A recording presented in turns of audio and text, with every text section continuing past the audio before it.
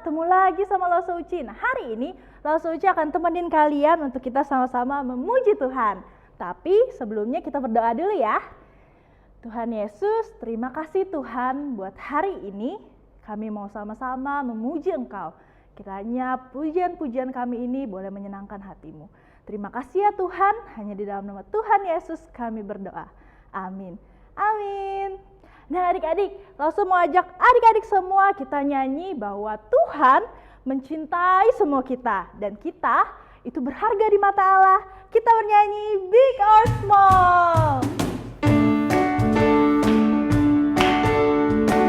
Jangan lupa bangkit berdiri ya.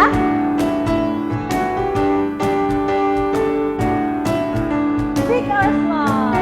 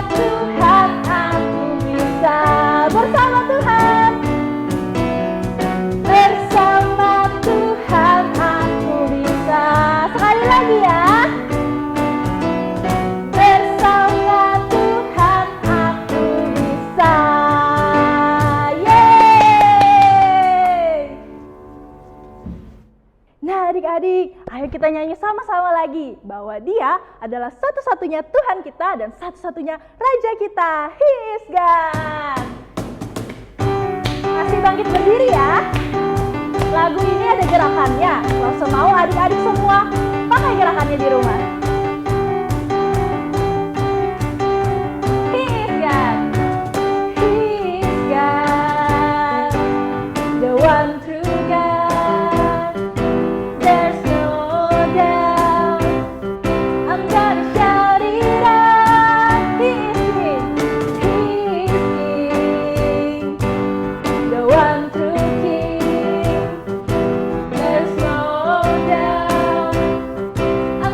Shout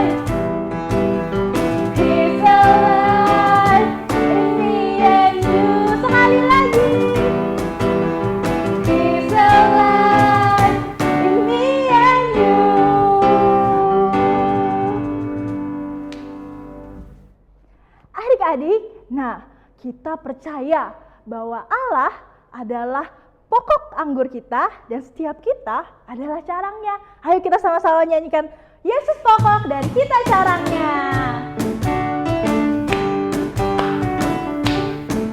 Masih tetap berdiri ya.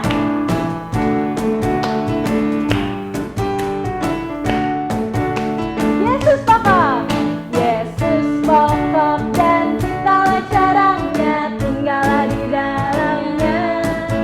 Yesus pokok dan kitalah carangnya, tinggallah di dalamnya. Yesus pokok dan kitalah carangnya, tinggallah di dalamnya. Pastilah kau akan berbuah. Lagi ya. Yesus pokok dan kitalah carangnya, tinggallah di dalamnya. Yesus pokok dan kitalah carangnya, tinggallah di dalamnya. Yesus pokok dan kitalah carangnya, tinggallah di dalamnya. Pastilah kau akan berbuah. Yesus cintaku, Yesus cintaku, ku cinta kau, kau cinta dia. Yesus cintaku, ku cinta kau, kau cinta dia. Yesus pokok dan kitalah carangnya, tinggallah di dalamnya. Yesus pokok dan kitalah carangnya, tinggallah di dalamnya. Yesus pokok dan kitalah carangnya, tinggallah di dalamnya. Pastilah kau akan berbuah. Hore! Adik-adik, sekarang saatnya kita mau mendengarkan firman Tuhan. Tapi sebelumnya kita berdoa dulu ya. Tuhan Yesus, terima kasih Tuhan. Kiranya pujian-pujian tadi boleh membuat kami mengerti Tuhan akan kebaikan Engkau di dalam hidup kami. Sebentar lagi kami mau sama-sama mendengarkan firman-Mu. Kiranya firman itu boleh tertanam di hati setiap kami dan kami boleh melakukannya di kehidupan kami. Terima kasih ya Tuhan, hanya di dalam nama Tuhan Yesus kami berdoa dan mengucap syukur. Amin. Nah, buat adik-adik semua yang mau kasih persembahan, bisa minta tolong papa, mama, atau keluarga yang lainnya untuk transfer di rekening sekolah minggu kita yang ada di bawah ini ya. Selamat mendengarkan firman Tuhan. Dulu kala ada seorang anak gembala. Suatu hari anak itu berbohong. Dia berkata, "Serigala, ada serigala datang." Orang di desa tertipu oleh kebohongan itu dan membawa senjata, tetapi tidak ada serigala. Anak itu mengulangi kebohongan yang sama 2-3 kali. Dia berkata, "Serigala, ada serigala datang." Saat serigala benar-benar datang, tidak seorang pun yang percaya lagi kepadanya. Shalom adik-adik, apa kabarnya? Kembali lagi bersama Losa Okta. Tadi kita sudah melihat video seorang anak gembala yang menjaga domba-dombanya. Dan ia pun merasa bosan dengan pekerjaan tersebut. Ia mulai usil, ia membohongi seluruh warga kampung bahwa ada serigala datang. Nah, tetapi saat beneran serigala datang, dia pun berkata, ada serigala, ada serigala. Tetapi apa yang terjadi kepadanya? Karena kebohongannya tersebut, warga desa pun tidak percaya lagi kepadanya. Warga desa atau warga kampung tersebut malah tidak menghiraukannya, karena dianggapnya dia telah berbohong. Menurut adik-adik, berbohong itu baik tidak sih? Berbohong itu tidak baik adik-adik. Allah memerintahkan kita bahwa janganlah kamu bersaksi dusta terhadap sesamamu. Itu terdapat di Keluaran 20 ayat 16. Kalimat itu juga adalah kalimat dari 10 perintah Allah yang Allah perintahkan kepada kita. Nah adik-adik, 10 perintah Allah ini bukan hanya sebuah ayat atau sebuah perintah yang hanya kita hafalkan, tetapi harus kita taati. Nah adik-adik tahu tidak apa itu dusta? Dusta artinya adalah berbohong atau berkata tidak jujur dan tidak benar. Nah, lalu saksi adalah orang yang menceritakan apa yang mereka lihat dan apa yang mereka dengar. Nah, adik-adik, Apa saja sih kebohongan-kebohongan yang dapat adik-adik lakukan di usia adik-adik sekarang ini? Yang pertama adalah kebohongan melebih-lebihkan, di mana adik-adik bercerita dengan melebih-lebihkan tentang adik-adik atau tentang orang lain. Nah, ini terjadi karena adik-adik ingin membuat cerita tersebut lebih menarik dan karena adik-adik ingin menarik perhatian. Yang kedua adalah bercerita tentang kebenaran setengahnya saja, di mana di sini adik-adik tidak ingin berbohong, tetapi adik-adik juga tidak ingin semua orang tahu apa cerita sebenarnya. Tiga adalah bergosip, di mana di sini adik-adik bercerita tentang orang lain yang kemungkinan besar adalah bercerita tentang keburukan mereka. Nah, ini terjadi karena adik-adik ingin merasa penting, karena adik-adik adalah orang pertama yang mengetahuinya dan adik-adik ingin menarik perhatian. Kenapa sih kita sering berdusta atau sering berbohong? Yang pertama, karena kita takut kena marah. Yang kedua, karena kita takut dijauhi dan tidak ditemani lagi sama teman-teman. Dan yang terakhir, karena kita takut diketawai teman. Adik-adik tahu tidak, ternyata orang yang suka berdusta atau orang yang suka berbohong akan mendapat hukuman. Di sini pun Allah telah berkata kepada bangsa Israel, di mana Allah meminta bangsa Israel untuk menghukum orang-orang yang bersaksi dusta dan memberikan kesaksian palsu adik-adik. Oleh karena itu, kita harus berkata jujur. Kenapa sih Lause kita harus berkata jujur? Yang pertama, jika kita berkata jujur, berarti kita menghormati Allah. Yang kedua, jika kita berkata jujur, maka kita mau mengungkapkan kebenaran.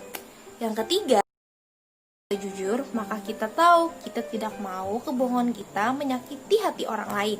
Adik-adik tahu tidak, jika adik-adik menyebarkan tentang keburukan orang lain atau bergosip, maka adik-adik bisa merusak nama baik orang tersebut. Atau jangan-jangan bisa saja nama baik adik-adik rusak di mata orang lain.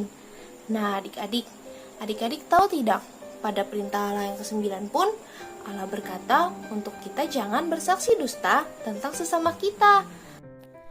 Di Alkitab pun ada berkata, pertama pada Imamat 19 ayat 16, di mana orang memfitnah atau berbohong tentang orang lain atau menjelek-jelekan orang itu karena mereka iri atau menghindari dari hukuman. Dan ini bisa menjadi memperburuk nama baik mereka sendiri. Yang kedua terdapat pada Amsal 18 ayat 8, di mana di sini lebih menceritakan tentang pefitnah atau penggosip. Terkadang kita mendengar sesuatu tentang keburukan orang lain dan kita akan terus ingin tahu lebih banyak dan memberitahukannya juga kepada orang lain. Adik-adik tahu tidak, ternyata dusta itu akan meresap jauh ke dalam pemikiran kita dan akan mempengaruhi kita berpikir tentang seseorang. Dan yang terakhir terdapat di Amsal 22 ayat 1, di mana saat kita menceritakan keburukan orang lain, maka kita dapat merusak nama baik atau reputasi mereka, di mana itu lebih menyakitkan bagi mereka daripada mencuri harta bendanya. Adik-adik, bagaimana sih caranya agar kita tidak merusak nama baik orang lain? Yang pertama adalah caranya kita janganlah menjelek-jelekan atau menceritakan tentang keburukan orang lain. Lalu yang kedua adalah kita jangan mau mendengarkan tentang keburukan atau hal-hal yang tidak benar dari orang lain. Jika adik-adik tahu orang lain bercerita dan itu tidak benar, adik-adik bisa berkata bahwa hal tersebut adalah tidak benar. Semua orang pasti pernah berbohong, melebih-lebihkan cerita atau bergosip.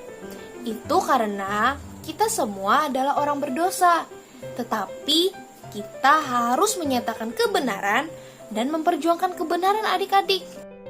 Adik-adik, ayat hafalan kita minggu ini diambil dari Keluaran 20 ayat 16, di mana isinya adalah jangan mengucapkan saksi dusta tentang sesamamu. Adik-adik jangan lupa dihafalkan ya. Sebelum mengakhiri pertemuan hari ini, Lause ada beberapa cerita untuk adik-adik lagi. Ini adalah komik. Mari kita simak komik berikut ini. Pada suatu hari, Matius menemukan pena di lantai dekat meja Lukas. James sebagai teman sebangku Matius, dia melihatnya dan James pun berkata, "Wah, pena yang bagus sekali. Kamu dapat dari mana?" Lalu Matius menjawab, "Aku menemukannya di lantai dekat meja Lukas."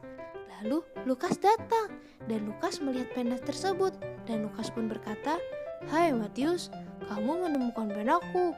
Aku sedang mencari-cari pena itu." Lalu Matius menjawab dengan ketus, "Ini penaku." Tidak lama, guru pun datang dan bertanya, "Ada apa anak-anak?" Lalu Lukas berkata, "Dia mengambil penaku dan tidak mau mengembalikannya." Lalu Matius pun menjawab, "Tidak Bu, aku tidak mengambilnya. Ayo James, katakan kalau pena ini milikku." Nah adik-adik, menurut adik-adik, apakah Matius jujur atau tidak jujur? Nah coba sebutkan 2 ketidakjujuran Matius. Adik-adik, tadi kan James ditanya Matius, apa yang harus dijawab James ya? Adik-adik bisa pilih dari 3 pilihan yang sudah disediakan, ada merah, kuning, dan hijau. Di adik-adik lingkari jawaban apa yang terbaik untuk dijawab James. Adik-adik, ini adalah aktivitas-aktivitas yang harus adik-adik kerjakan.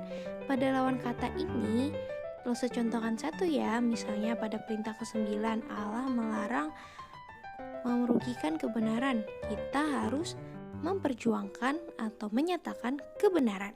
Begitu pula soal berikutnya adik-adik. Selamat mengerjakan. Adik-adik, sampai di sini dulu cerita kita hari ini. Sebelum mengakhirinya, Lause mau ajak adik-adik semua untuk berdoa. Mari kita lipat tangan kita dan tutup mata kita. Doa akan Lause pimpin ya. Ya Tuhan, tolong kami, Kau bimbinglah kami, supaya kami bisa taat dalam kebenaran-Mu. Ya Tuhan, ajarilah kami bagaimana cara kami untuk menjadi lebih jujur. Ampuni juga kami di mana kami telah berbohong, melebih-lebihkan, atau bergosip. Ya Tuhan, kami juga berterima kasih di mana Engkau memberikan kepada kami Alkitab dan Roh Kudus-Mu untuk membantu kami agar kami dapat mengasihi Engkau dan menaati Engkau. Terima kasih ya Tuhan. Di dalam nama Tuhan Yesus kami berdoa dan mengucap syukur. Haleluya, amin. Sampai jumpa minggu depan ya adik-adik. Dadah.